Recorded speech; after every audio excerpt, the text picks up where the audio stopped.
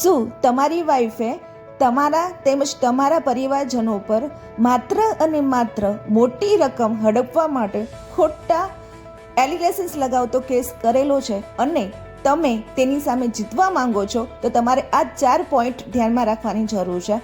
પહેલું તો તેણે તમારા પરિવાર પર જે કોઈ પણ ત્રાસ આપેલ છે તેના પુરાવા તમારી પાસે હોવા જોઈએ. બીજું, તે એજ્યુકેટેડ છે અને કમાય છે તો તેના પણ તમારા પુરાવા તમારી પાસે હોવા જોઈએ.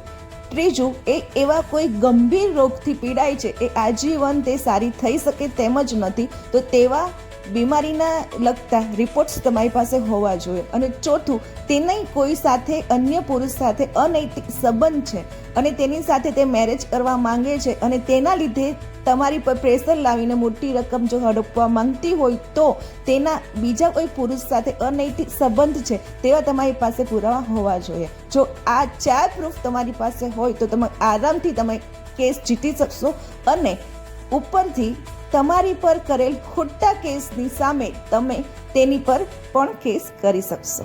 જો તમારે ફેમિલી કોર્ટ્સ કે અન્ય કોર્ટને લગતા કોઈ પણ પ્રશ્ન હોય તો તમે મને પૂછી શકો છો. Thank you.